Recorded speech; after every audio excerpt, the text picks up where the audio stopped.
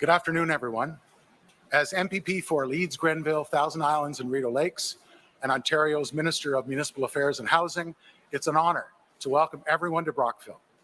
We're so proud to have Prime Minister Trudeau, Premier Ford, Ministers Anand and Fedeli, along with 3M Canada President Penny Wise, to join us for this truly momentous announcement. I want to recognize Brockville Mayor Jason Baker and our local MPP Michael Barrett. Early on in this pandemic, Premier Ford pledged that Ontario's frontline heroes would never again have to worry about PPE supplies. When he said that, I knew 3M and our community could be a part of the solution. Today is a dream come true from those early days and ongoing conversations I had with the company and the Premier and Minister Fedeli.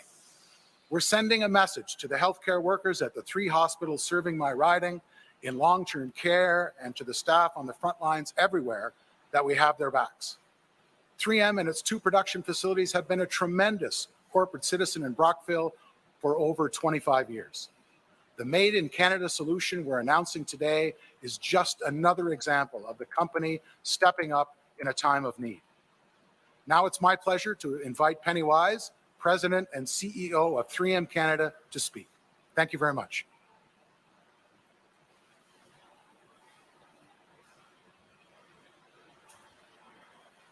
Good afternoon.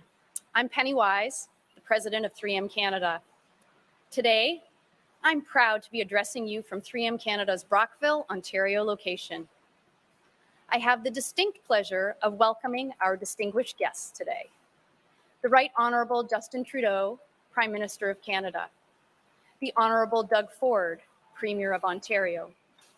The Honourable Anita Anand, Minister of Public Services and Procurement.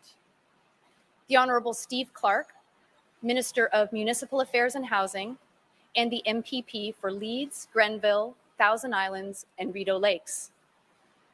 The Honourable Victor Fedeli, Minister of Economic Development, Job Creation and Trade. Michael Barrett, Member of Parliament for Leeds, Grenville, Thousand Islands, and Rideau Lakes, and the Mayor of Brockville, Jason Baker. 3M science helps advance every business, enhance every home, and improve every life.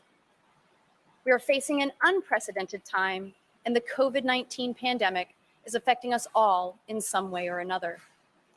3M is playing a critical role in the global response to the pandemic. As a science company, our technologies provide a wide range of solutions to help the fight against the virus. From protecting frontline workers by manufacturing PPE, to providing solutions like air purifiers that are helping in the development of a vaccine, we are using 3M science to fight COVID from every angle.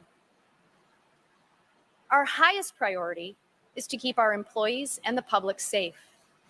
Now, we're taking another important step, a step towards protecting our heroic healthcare workers, our first responders, and those in essential infrastructure and industry roles who strive to ensure every Canadian's health and safety.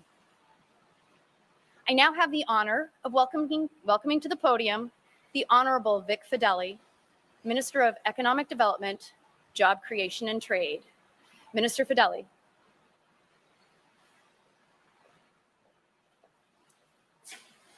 Good afternoon. Today is an exciting day, not only for the people of Ontario, but for all of Canada and everyone around the world who knows that our province has set the gold standard for producing medical equipment. Since the beginning of this pandemic, you have heard about these masks on the news, the ones that keep our health professionals and frontline workers safe while they're battling COVID-19. The partnership we are announcing today between the federal government, the Government of Ontario, and 3M Canada is significant. 3M, a global leader in PPE production, has selected Ontario as the strategic location for their new manufacturing facility. This new $70 million expanded facility will have the annual capacity for manufacturing millions of N95 respirators and the vital melt-blown filtration fabric to help service private sector, provincial, and national market demand. And over the course of the 5-year agreement, 3M will manufacture 50 million masks each year to meet domestic demand.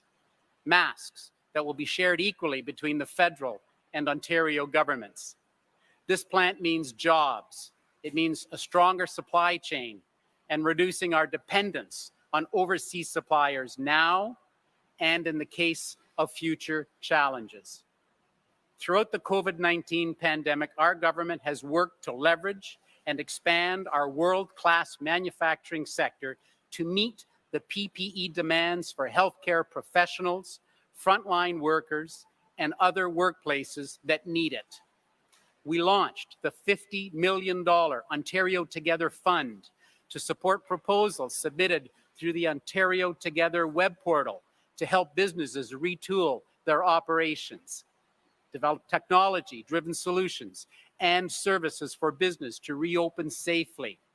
And we created a workplace PPE supplier directory with an up-to-date list of Ontario companies and business associations that are ready to supply PPE. With this exciting partnership, we are creating a Made in Ontario solution to ensure we can meet N95 mask demand and build a sufficient stockpile as we continue down the path of economic recovery. By continuing to work together to find solutions with the help of the business and manufacturing sector, we will beat this virus and be ready for any future challenges we may face. And now we'd like to welcome our federal colleague, Minister Anand, to the podium. Thank you.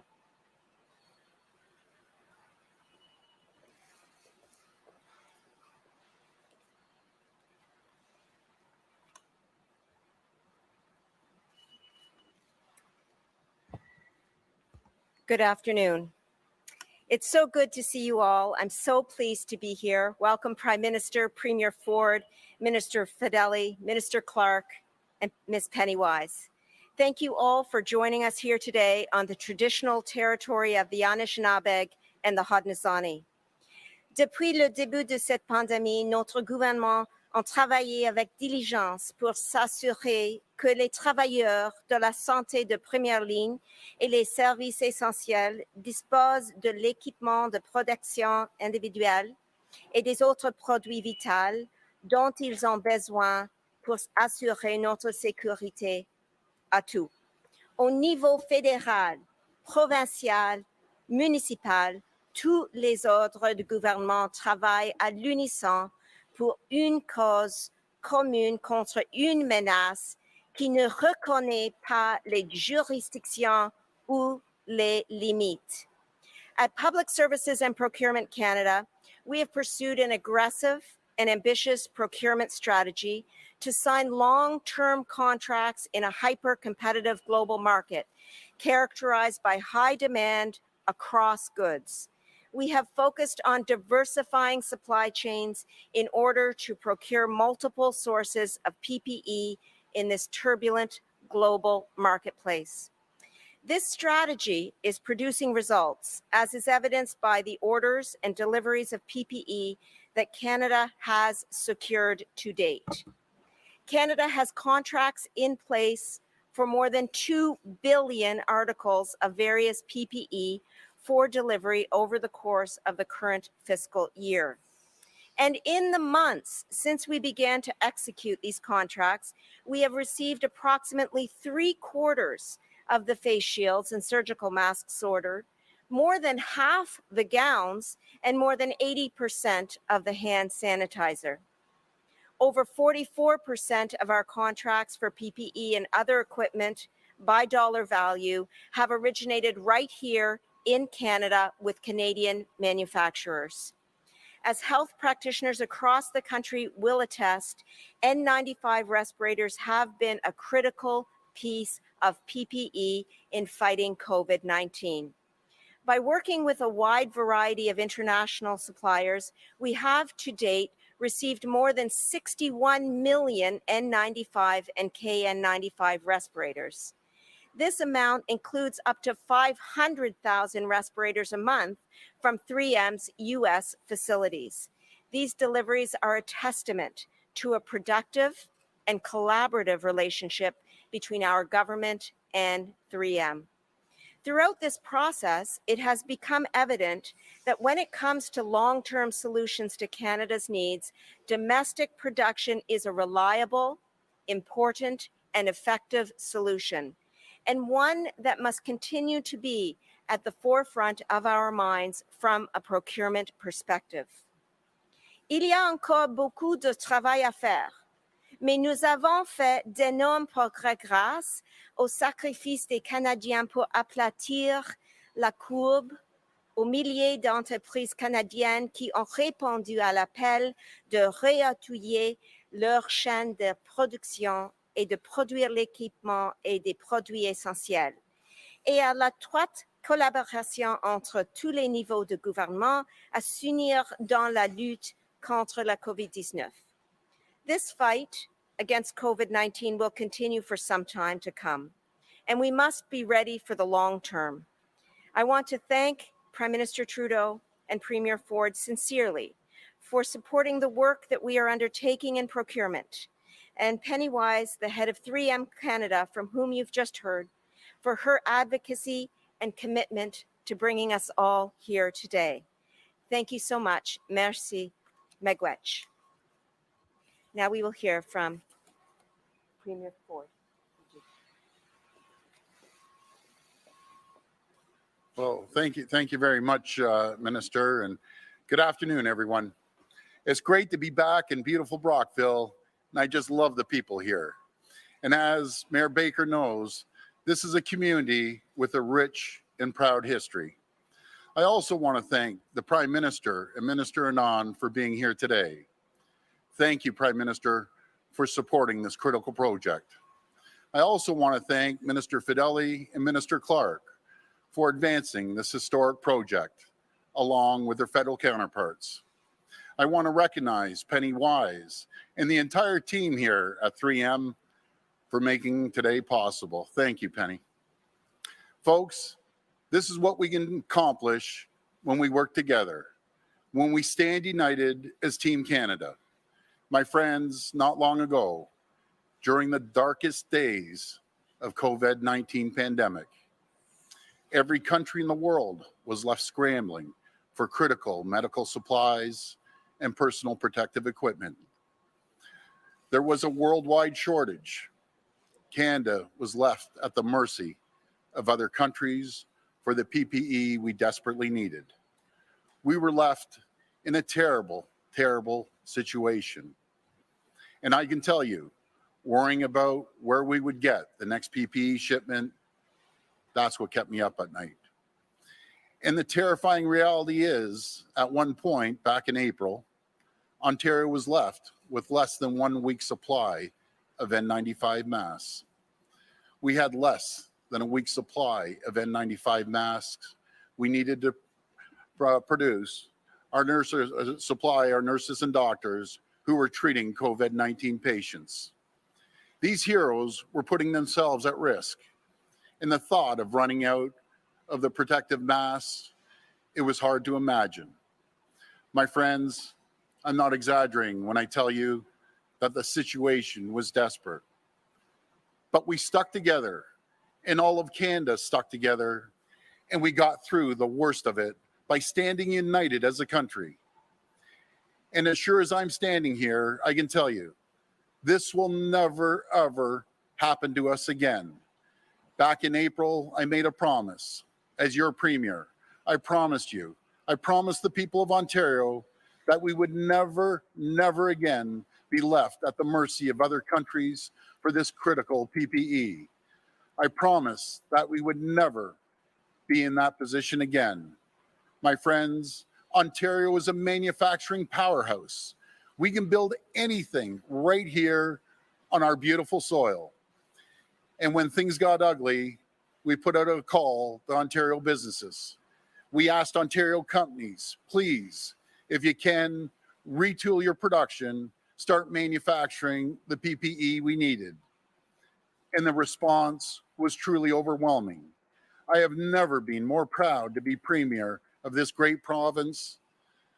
Thousands of companies responded, and today Ontario is producing PPE for all of Canada. And we all know that the gold standard, the equipment we need to give our nurses and doctors that are directly treating COVID-19 patients include the 3M N95 respirator. And since the pandemic hit, these masks have been extremely hard to secure. The whole world wants them.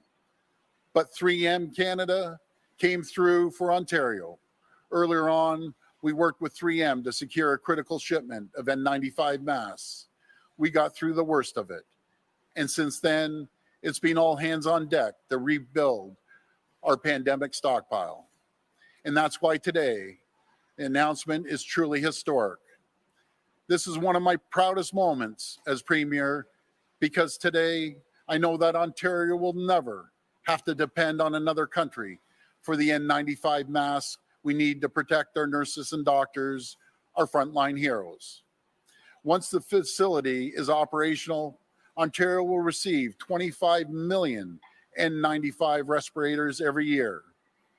Having gone through the pandemic, having seen the worst of it, I know we can all appreciate how significant this is. This facility will produce N95 masks for Ontario and for all of Canada. And this wouldn't be possible without the Ontario government and the government of Canada coming together. Prime Minister, I want to thank you and recognize you and the Deputy Prime Minister for your unwavering support during the pandemic. People expected us to put our differences aside, to put the politics aside and work together. And that's exactly what we did. So thank you again, Prime Minister. My friends, we're not out of the waters yet. This deadly virus is still spreading around the world at a rapid pace. We can't let our guard down for a second. But with today's announcement, with the steps we have taken to enhance testing, enhance contact tracing, to retool Ontario companies to produce medical equipment, with the billions of dollars this government has spent to shore up our health system, to shore up our defenses against this deadly virus, today we can all rest assured that Ontario is prepared, that we will never be left without PPE we need. We will never leave our nurses and doctors hanging. Thank you, Prime Minister. Thank you, 3M Canada. And most of all, thank you to everyone who stood with us. Thank you, and God bless the people of Ontario. Now I'd like to introduce the Honorable Justin Trudeau, Prime Minister of Canada, partner with all premiers across this province. And I can tell you, folks, when we called the Prime Minister, not just myself, all premiers, he stood up to the plate. He supported us. He was on the phone every single week asking, what do you need? How can I help you? And you wonder why I'm always up here praising him? Because he did an incredible job as Prime Minister, and the Deputy Prime Minister did an incredible job. So again, thank you, Prime Minister.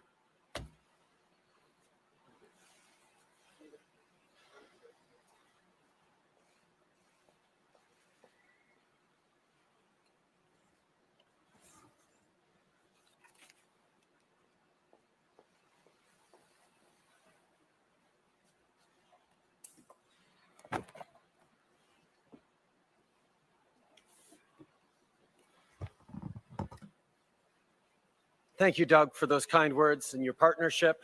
Hello, everyone. Bonjour à tous. It's always great to be here with friends, particularly you, Premier Ford, but here as well with Minister Anand.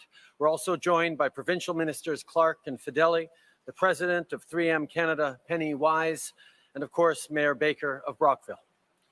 Right from the start of this crisis, our government has worked closely with the provinces and territories to get Canadians the support they need. Fighting COVID-19 is a Team Canada effort, and since March, we've shipped out millions of pieces of personal protective equipment to our provincial and territorial partners. Whether it's hospital gowns, gloves, face shields, or masks, we're working around the clock to help our essential workers. At the same time, we've invested in production here at home. Earlier this summer, we announced a contract with General Motors to produce 10 million face masks at their plant in Oshawa, items that are already rolling off the line. Not only does this create good middle-class jobs, it also helps ensure that we have the capacity to make whatever we need here in our own communities. And on that front, we have even more good news to share today. Today, I can announce that the Government of Canada and the Government of Ontario have reached an agreement with 3M Canada to expand their facility and make N95 masks right here in Brockville. The federal government will support 3M's capital investment by contributing just over $23 million, and the Government of Ontario is doing the same. Once it's up and running, this plant will deliver 25 million N95 masks each year to the federal government and another 25 million to the province of Ontario. As Minister Baines has said before, this is part of our Made in Canada plan to find solutions to COVID-19. This will keep our frontline workers safe and secure domestic PPE production for years to come. This facility will come online starting early next year.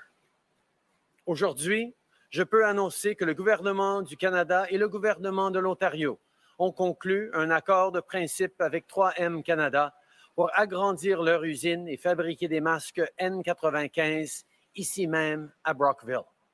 Nos gouvernements soutiendront l'investissement en capital de 3M en versant un peu plus de 23 millions de dollars chacun. Une fois opérationnelle, l'usine fabriquera et livrera chaque année 25 millions de masques N95 au gouvernement fédéral et 25 millions à la province de l'Ontario. Je veux être clair. On effectue cet investissement à long terme pour mettre en place une solution canadienne à la COVID-19. Notre objectif, c'est de garantir la production nationale d'équipements de protection individuelle pour assurer la sécurité des Canadiens partout au pays. On veut aussi s'assurer d'avoir des masques N95 à notre disposition si jamais on est confronté à une autre crise de santé publique dans les années à venir. L'usine devrait être opérationnelle au début de l'année prochaine. Before we get to questions, I want to take a moment to once again thank Premier Ford for his collaboration on this project and on many other things. Today's announcement is yet another example of the important progress we can make by working together.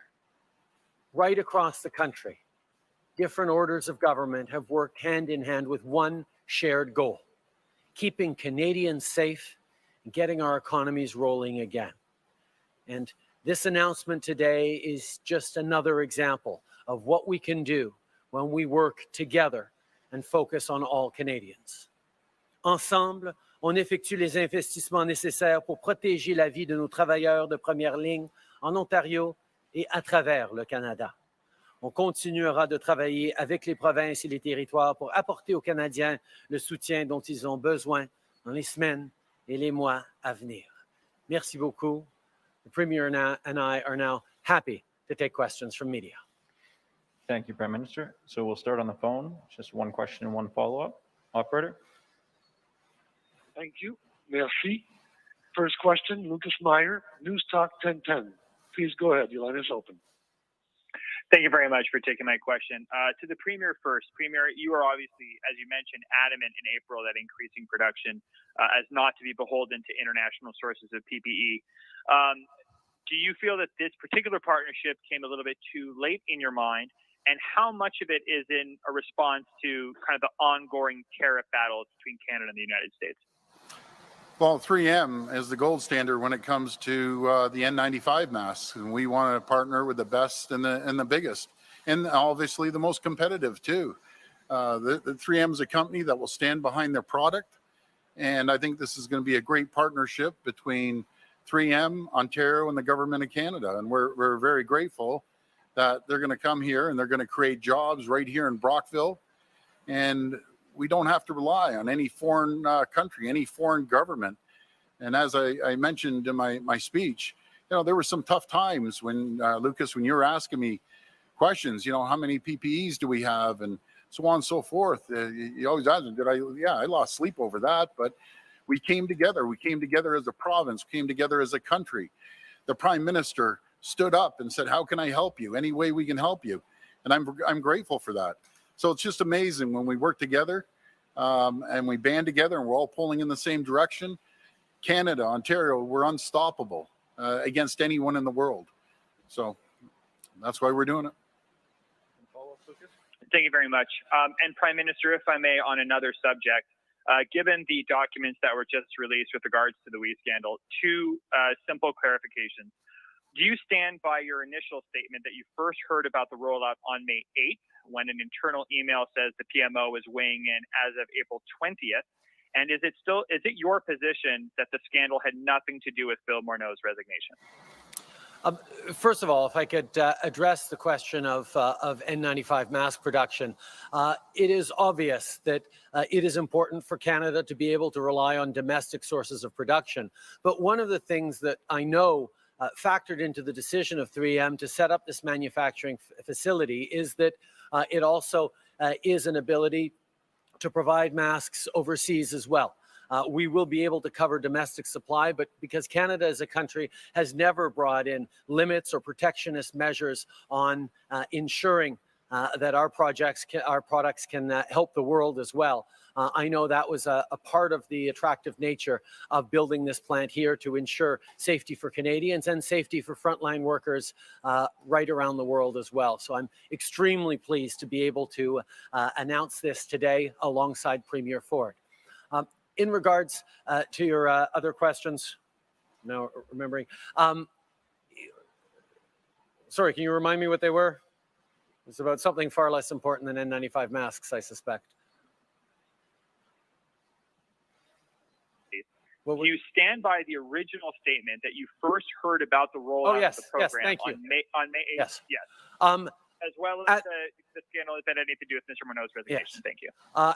As I said when I appeared at committee for 90 minutes, I first heard of the choice of the WE charity to deliver this program on May 8th. I know there were conversations throughout government about that beforehand, but the first I heard of it was on May 8th as being the mechanism to deliver this project, this program. I wish Mr. Morneau absolutely nothing but the best in his future projects. The legacy that he has left behind of a strong economy, of Canada that is there for Canadians, whether it's with the strengthening of the Canada Pension Plan, whether it's with the Canada Child Benefit, whether it's through the extraordinary emergency measures we put in over the past months to support Canadian families, Canadian workers, seniors, young people, people with disabilities right across the country. These are all things that Bill was extraordinarily instrumental in. And as we look towards the recovery phase, his decision to not run again in the next election meant that this was a natural time for a shift in that position. But like I said, it's been a privilege to work with him, and I look forward to tackling these next challenges with an extraordinary team, including Minister of Finance, Chrystia Freeland. Thank you. And next question, please, operator. Thank you. Merci. Next question, Harrison Lohman, TV Ontario. Please go ahead. Thank you. This is a question for the Prime Minister, please. Go ahead. Prime Minister, I was reading a Toronto area Liberal MP's newsletter the other day, and it quotes you as saying, this is in regards to COVID spending, "We took on debt so that individual Canadians didn't have to." And I'm just wondering, trying to get a better understanding of how you view debt. Isn't debt taken on by the government a euphemism for debt taken on by each and every Canadian taxpayer? When this COVID crisis hit across the country, people were told to stay home. People were told to not go to work. And even though many people were able to turn or would have been able to turn to EI, we knew that millions of Canadians would be left without a source of income to pay their groceries, to pay their rent. That's why the federal government stepped up. with the Canada Emergency Response Benefit to make sure that people could continue to support their families and put food on the table. If the federal government had not done that, people would have had to max out their credit cards. People would have had to borrow loans from the banks if they were lending them. They would have had to find ways to work under the table or work in unsafe conditions so that they could continue to feed their family. Well, that was unacceptable to us as an option. That's why we told people, stay home. Let's slow and stop the spread of this disease, and we will be there as a government to support you. We will be there to make sure you can continue to put food on the table, that every step of the way, we will have Canadians back, and that is exactly what we did. Now, the federal government actually borrows at interest rates far lower than individuals on their credit cards or even provinces are able to. So the best way to ensure that Canadians could continue to support their families while they were hunkering down was to ensure that we could put money in their pockets, and we did. On top of that, the historically low costs of borrowing, the historically low interest rates meant that there is no question that this was the right thing to do, to be there to support Canadians concretely so we could stay safe and we could preserve our economy enough to be able to restart it as we are looking at now. But indeed, there are people out there who say we shouldn't have done that. And that's part of the choice that Canadians are going to be facing in the coming months. Our government is going to continue to do two things. Continue to stand for Canadians, to be there and have people's back. And we're going to put in place the measures necessary, not just to return to the status quo, but to build back better. That will be an ambitious plan for the future of the country that recognizes the vulnerabilities that COVID has exposed and will demonstrate our ability, our capacity, and our intent to support Canadians through this and build an even better future for them. But of course, that is why we're going to be putting this plan before Parliament. And there will be no doubt important debates to be had with parties who don't think we should be doing as much as we will be doing. And I look forward to those conversations. And a follow-up? Thanks. Another question for the Prime Minister here. This week in Australia, Prime Minister Trudeau, after initially saying vaccinations in his country should be mandatory, the Australian Prime Minister, Scott Morrison, he actually backtracked on those comments after what we can assume was some pushback. I'm wondering if you were following that and what you made of that whole affair in terms of how governments respond to these things. I haven't been following the details of domestic debates in other countries on issues like this, but I can tell you that here in Canada, people have been extraordinarily successful in the way we've made it through so far this pandemic because they've listened to scientists. They've listened to doctors. Vaccines keep people safe.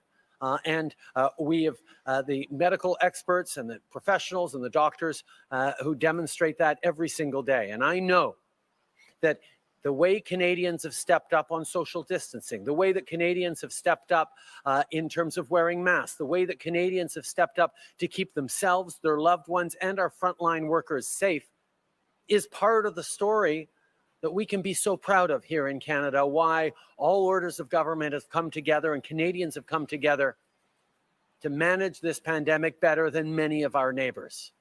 And in order to continue doing that, we will continue to rely on the advice and the counsel of our top scientists and doctors. And of course, that includes making sure vaccines are there for everyone. Merci. Prochaine question. Operator. Thank you. Merci. Prochaine question. Christian Noël, Radio-Canada. À vous. Bonjour, M. Trudeau. Bonjour, M. Ford. Bonjour tout le monde. Écoutez, M. Trudeau, j'ai une question à vous poser concernant la prorogation et les nouvelles prestations de relance économique. Vous dites que c'est urgent de modifier le système, mais en même temps, vous ralentissez l'adoption avec une prorogation. Donc, si votre gouvernement tombe, qu'est-ce qui est en place pour protéger les Canadiens? Je peux être très, très clair que rien lié à la prorogation va ralentir notre capacité de continuer d'être là pour les Canadiens. Nous avons fait une promesse très tôt dans cette crise, que nous allions être là pour appuyer les Canadiens, appuyer les familles, appuyer les travailleurs, appuyer les petites entreprises, nos aînés, nos jeunes, les gens vulnérables. Et c'est exactement ce que nous avons fait et c'est ce que nous allons continuer de faire. Mais nous devons reconnaître que le discours du trône qu'on a présenté il y a 8 mois, qui ne faisait aucune mention de COVID-19 ou de pandémie, n'est plus aligné avec ce qu'un gouvernement doit faire maintenant pour la situation actuelle et pour les mois et les années à venir. C'est pour ça que c'est la chose responsable à faire de présenter au Parlement un nouveau plan, un plan ambitieux pour la relance économique, un plan ambitieux et audacieux pour protéger les Canadiens et qu'on s'assure qu'on a le soutien du Parlement pour ce faire. C'est un principe démocratique de base et nous allons toujours s'assurer qu'en même temps qu'on fait face à une crise, nos principes de démocratie sont bien respectés. One of the things that is absolutely clear is that the throne speech we put forward 8 months ago is not aligned with the reality people are facing today. There was no mention of COVID-19 or pandemics in that approach. And what this pandemic has revealed is challenges and weaknesses that Canadians are facing that need to be addressed. However, it would be irresponsible for us as a government to take a new tack, to put forward an ambitious plan for the future of this country and to support Canadians without presenting it to Parliament to ensure that we have the support of Parliament moving forward.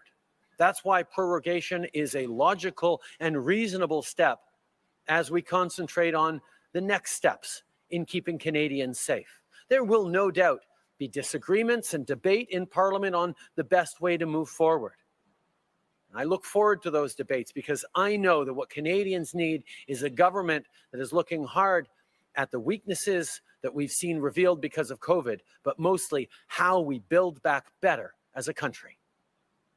Christian? En mettant un peu au défi les partis d'opposition de voter contre cette aide-là dans un discours du trône, vous êtes en train d'injecter de l'incertitude dans les foyers canadiens, dans l'économie canadienne. Est-ce que ça ne va pas contraire à une relance? Au contraire, je pense que les foyers canadiens, les Canadiens ont vu que tous les différents paliers de gouvernement et les différents partis veulent la même chose, c'est-à-dire de bien protéger les Canadiens et d'assurer une relance économique solide. Et je pense que les Canadiens peuvent avoir confiance que la préoccupation première de ce gouvernement, et j'espère des autres partis, c'est toujours le bien-être des Canadiens.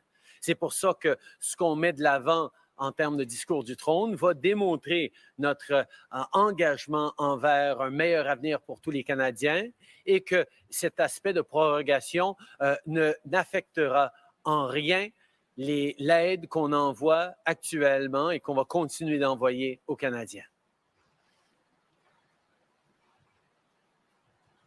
Hello. Sorry, Ron Zajac with the Brockville Recorder and Times, Post Media. Actually, my question would be for Premier Ford because it concerns local government and its interactions with the provincial government. The mayor of Brockville recently expressed his appreciation for the emergency restart funding in Brockville to the tune of $1.3 million. Nevertheless, Brockville and other municipalities are faced with other mounting cost pressures. In Brockville, for instance, there's a police shortfall because of having to man the COVID-19 testing center. As there's talk of a second intake or second wave, if you will, it's an unfortunate term for it, of this funding. Can you tell us more about when this second round of emergency restart funding might be flowing and what criteria municipalities might have to fulfill to apply for it? Well, first of all, I want to congratulate the mayor of Brockville.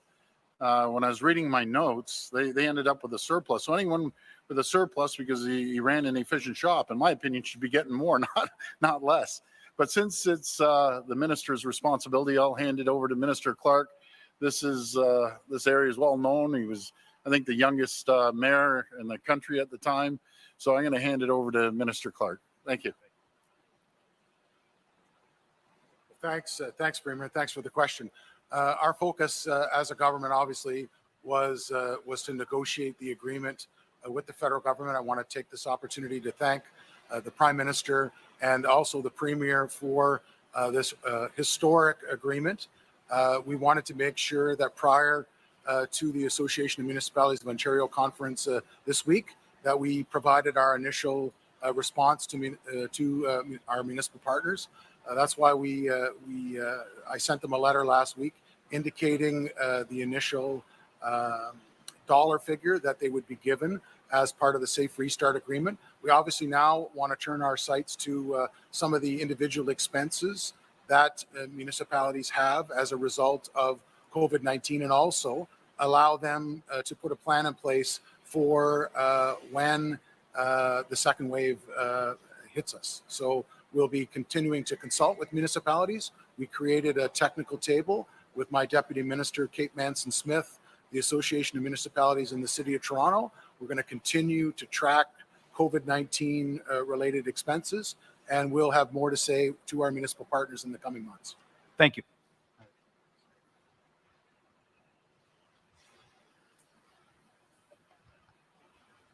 Thank you. My question is for both the Premier and Prime Minister Trudeau.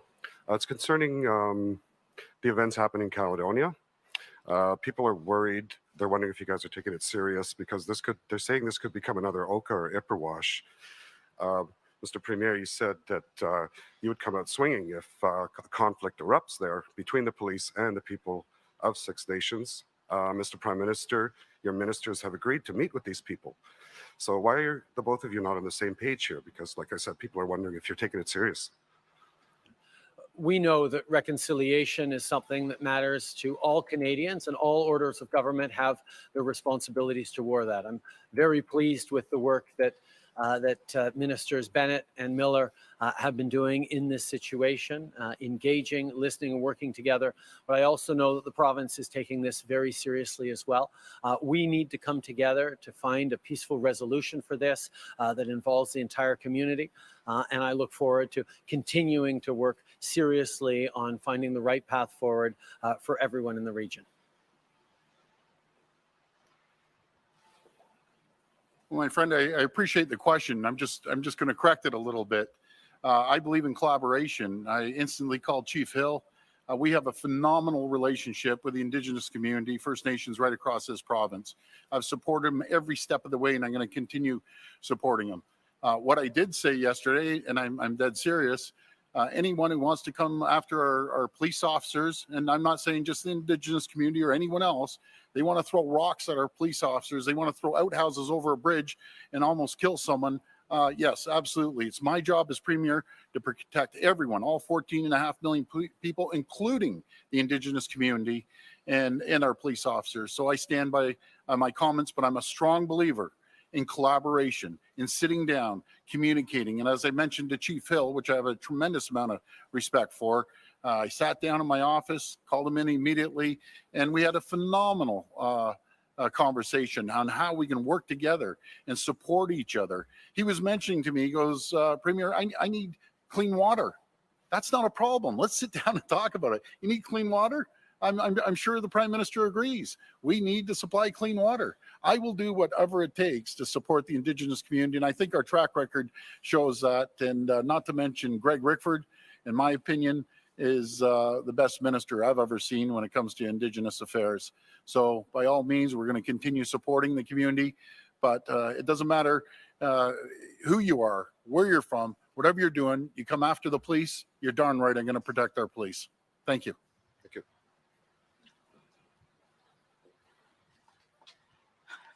It's like you already know I'm asking a question to you, Prime Minister. Stephanie Levitz, the Canadian Press. I'd like to go back to your announcement, your government's announcement of yesterday.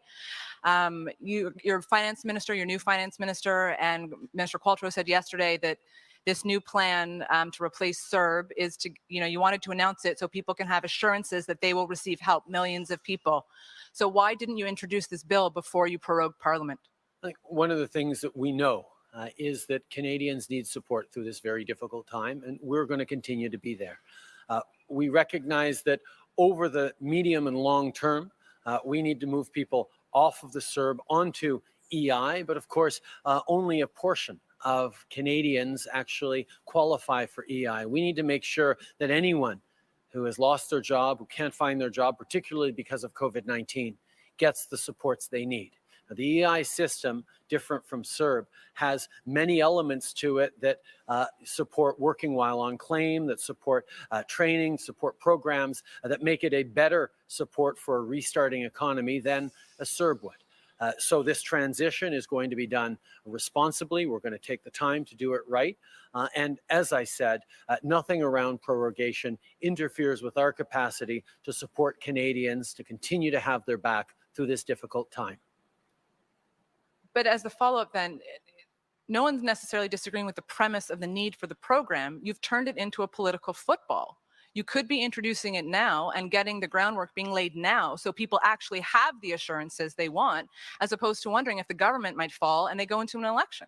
We are moving forward on implementing this program because, as we've always said, we are going to be there for Canadians. We can do this by regulation. We can do this with the tools we have right now at our disposal, and that is always our focus.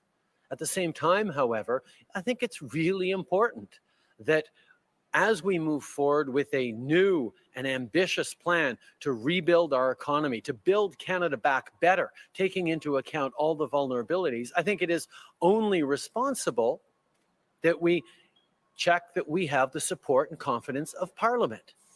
The last throne speech we gave, which set the direction and the tone and the approach of this government, did not make any mention of COVID-19. It would be irresponsible for a government to move forward in a whole new direction without checking in with Parliament to ensure that we have the support moving forward for a bold new direction for Canada. That's why a prorogation is important. And I think Canadians can be confident when they look across party lines that everyone seems serious about supporting Canadians. There's different approaches on how to do it, different perspectives on how much to do. But I think Canadians have seen from us that we will always be there for Canadians. We will have your backs. We will be there to support whatever it takes. Other parties might not believe that, might not agree with that, and I'm sure there'll be important debates around that, and I encourage those and welcome them. But there is no question that if we are to set off on this bold new direction for a country, we need to check in with Parliament. That's part of our democracy, and I think that's what Canadians expect. Hi, Prime Minister. Mackenzie Gray with CTV. I understand your position about needing a reset of Parliament and wanting a speech from the throne, but I don't understand the need to prorogue Parliament at this point in time and then 2 days later announce a $37 billion program, something that the opposition parties have generally already agreed on, but passing CERB through unanimous consent for the most part. Why did you prorogue Parliament and then just quickly after announce a major program? Are you not playing hardball with the opposition parties, forcing them to vote on a speech from the throne and potentially forcing an election with no CERB or other help for them on the other side of it? If the other parties disagree with extending the CERB or getting people on EI, they need to say that. But as you said, we know that other parties have seriously said and supported the fact that we need to continue to support Canadians. And we're not going to slow down on making sure that the millions of Canadians who are out of work and looking for work continue to get the support they need. I think that is absolutely essential. We are right now focused on creating that throne speech and the new plan for moving forward for the country. We're doing that in a way that is responsible, even as we ensure that Canadians continue to get the support, because we made a commitment to have people's backs, and we will continue to do that. David Aiken, Global News. A question about schools for both the Prime Minister and the Premier. Prime Minister, I think earlier this week you mentioned that your family is still trying to figure out whether or not the kids are going to go back to school. You got the Premier right here. What can he say to help you with that decision? And for the Premier, yesterday I saw there was some more money for police officers. Terrific. How about more money for teachers, more money to expand facilities and classrooms? Maybe I could hear both of you on that one. Thank you. I think like many parents across the country, as we're looking at the approach of the beginning of the school year, we're asking lots of questions about how to make sure our kids are going to be safe, as they hopefully start up school again. And there's a lot of reflections on what schools' individual plans are that I'm looking at as parents. But in terms of the federal government, even though we have no responsibility over the provincial education system, we are going to continue to be there to work hand in hand with the provinces, as we did on the Safe Restart Agreement, on initiatives and matters that matter to Canadians. I think it's extremely important that everyone recognize how important it is to get kids back to school safe, to keep them safe, and I know that all orders of government are focused on working together to do just that.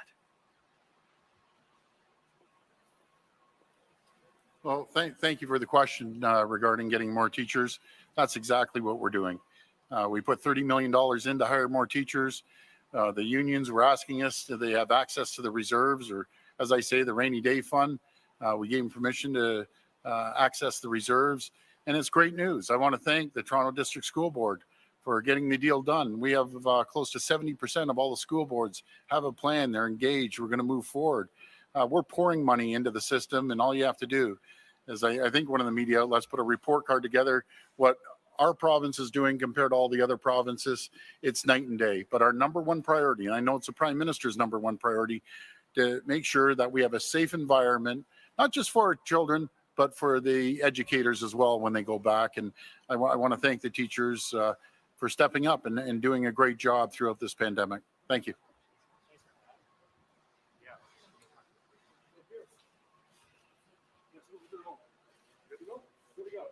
Thanks, everyone.